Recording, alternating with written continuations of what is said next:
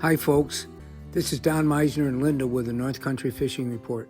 And Linda, we've been traveling throughout the state over the last month, and we go by a lot of trails along the way where we see people parked and they're getting ready to go on their hikes. That's right, we do. And so share with everybody one of your observations, because I think this is so critical. Yeah, yes, I agree with you, Don.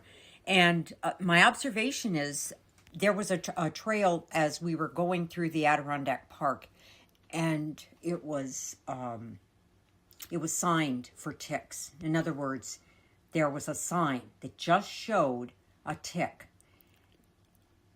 to alert walkers, to alert hikers. This is an area where ticks can be found. Well, to me, the most dramatic thing about all this is these are new signs, because people a lot of times don't associate. Here we are walking on areas that have just become unfrozen, and people don't realize that those ticks are there all winter long. That's right. We talked before, you and I, about the moose that had been dying in New Hampshire because of and they call them winter ticks. Right. And we're not talking about winter ticks now. We're talking about ticks, period.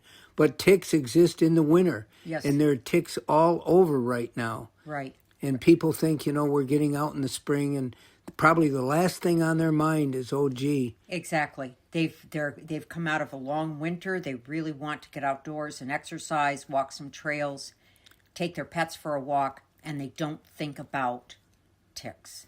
Maybe this is the same thing going on in ticks' minds. They're thinking, oh, it's finally spring. Now we're going to have people to bite. And but the thing of it is, I can remember a time a few years ago, and I remember you wanted me to get out and try to go fishing, and it wasn't even trout season yet. And I went near Waddington, and I walked back into some of the backwater, and because I thought that maybe I could catch some crappies or something. And I remember coming back, and I had my waders on. I walked through all kinds of thick brush to get back there, wetlands brush type of thing. And when I came out of there, I was covered. My waders were just covered in ticks, and I was shocked. And that told me this is a time that there's going to be ticks. And as you were saying, moisture really is something they love. Yes. Wet conditions. Wet conditions are much more likely to cause a problem with ticks attaching to you than very dry conditions.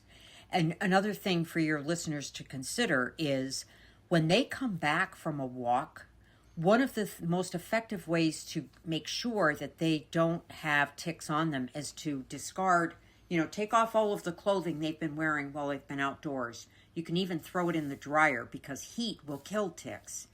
And just make sure that your ankles, your legs, your back, every area is tick-free.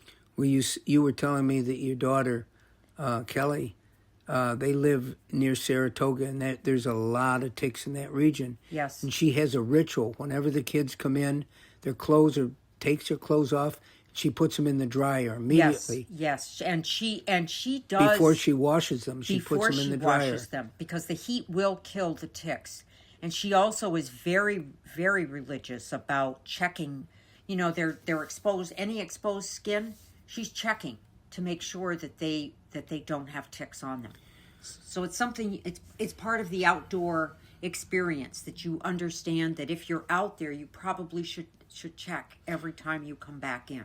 Well, that was something I really wanted to stress with people right now, because we're talking about people getting out to go bowhead fishing and, of course, trout fishing. That's one of the perils of the wonderful world of trout fishing is we're talking about streams, and the streams are usually very brushy, and it's a difficult trek, and that trek is going to take you along where there's all kinds of ticks. But remember, you said something just a moment ago, Don, about you wore your waders. And yeah, well, that's a protection right there. That is a great protection. And so anglers probably are wearing waders as they go through the brush to get to trout streams, and that would protect them. Just make sure to take them off and brush. Make sure that you get them off before you put them back in the car. But I don't want people to think that they're safe just because they have waders, because if those ticks get on your waders, they're not going to stay there forever. They're not going to like what they're getting. They're not going to be tasting any blood or doing anything like that. Yeah. It's not until they make their way up to other parts of your body where you might not, your waders might not cover you, but your other clothing does, and they may be in that other clothing. Diligence and vigilance. Let's leave them with that thought: diligence and vigilance.